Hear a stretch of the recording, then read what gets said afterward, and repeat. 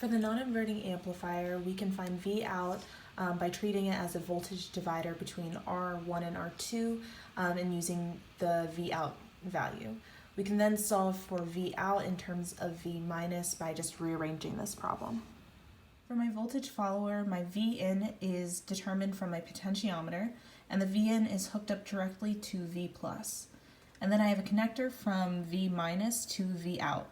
And all of these are connected to analog pins. For the code itself, I have each of the analog pins being read, and then I'm converting it to a string and printing it to the serial monitor. Voltage followers have very high impedance at the input with very low impedance at the output. Because the wire of V out is connected to V minus, all of the voltages should stay consistent throughout, which is verified with our op-amp experiment. As you can see, all the voltages are at 5 volts currently, and as we twist the potentiometer, they stay the same voltage throughout. Because our op-amp isn't ideal, it has a minimum voltage output of around 2 volts, which you can see happening as the green and blue dots cut off and don't follow the yellow and white dots around a little bit below 2 volts. For the inverting amplifier, I have a potentiometer which allows me to have variable voltage for Vin. And then current is dissipated from Vin to V minus over the first resistor.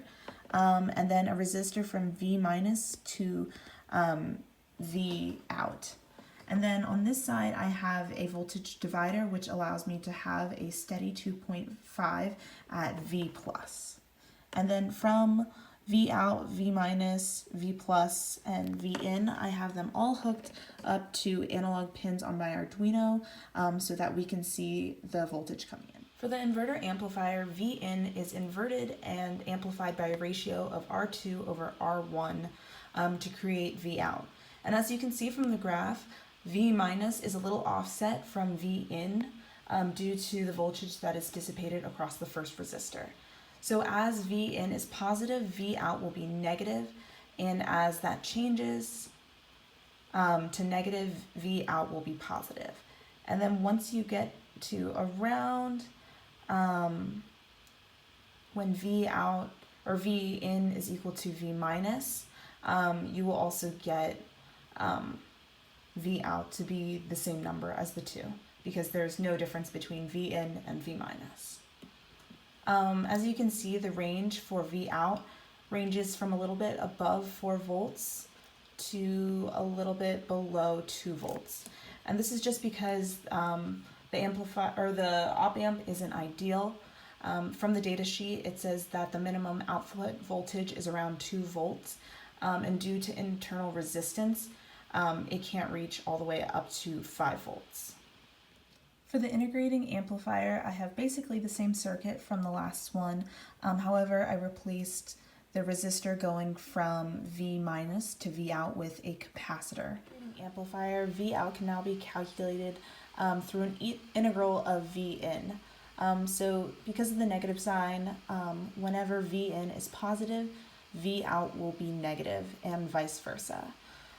So when the difference between V in and V out is relatively small or very close to 0, it's going to be putting out the integral will be putting out a constant value. And this causes the V out to rise with a steady slope of negative 1 over R1C. And so it caps off at around 4.5 volts just because of internal resistance from the op-amp.